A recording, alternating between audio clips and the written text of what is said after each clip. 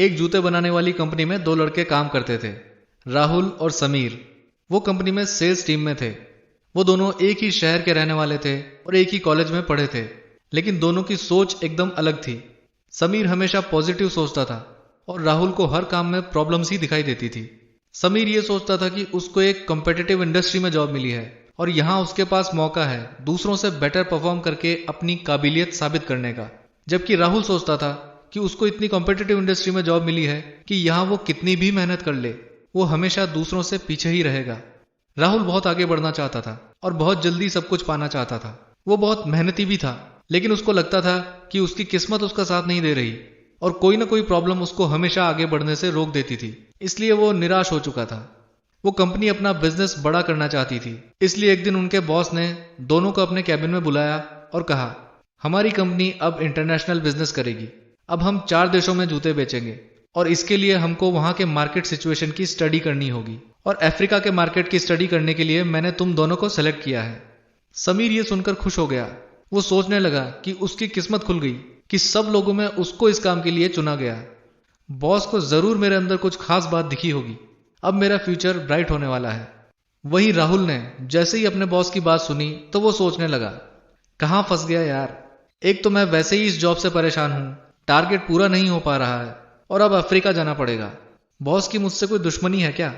ऐसे फालतू काम के लिए मुझे ही चुनना था। अब बॉस ने कहा था तो जाना तो था ही। कुछ दिन बाद दोनों अफ्रीका पहुंच गए। दोनों ने वहां जाकर कई सर्वेज किए और 15 दिन बाद अपनी अपनी रिपोर्ट कंपनी को मेल कर दी।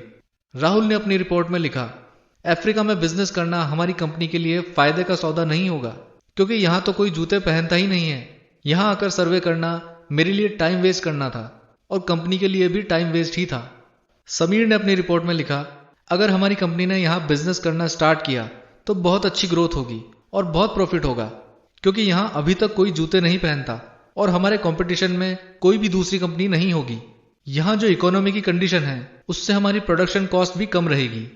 जब दोनों अफ्रीका से वापस आ गए तो समीर को इस प्रोजेक्ट का हेड बनाया गया और उसको एक बड़ा प्रमोशन भी मिला। वो बहुत खुश हो गया। अब वो और एक्साइटेड था क्योंकि अब उसको प्रोजेक्ट को सक्सेसफुल बनाने का एक नया चैलेंज मिल गया था। वहीं राहुल वापस अपने पुराने रूटीन में जॉब कंटिन्यू करने लगा। वही प्रॉब्लम्स, वही शिकायतें, वही खराब किस्मत। समीर की जिंदगी एकदम से बदल गई थी, जबकि राहुल की जिंदगी पहले जैसे ही रही। दोनों को सेम सिचुएशंस मिली थी, सेम अपॉर्चुनिटीज मिली थी, लेकिन सोच के अंतर ने एक की किस्मत बदल दी और एक वहीं रह गया।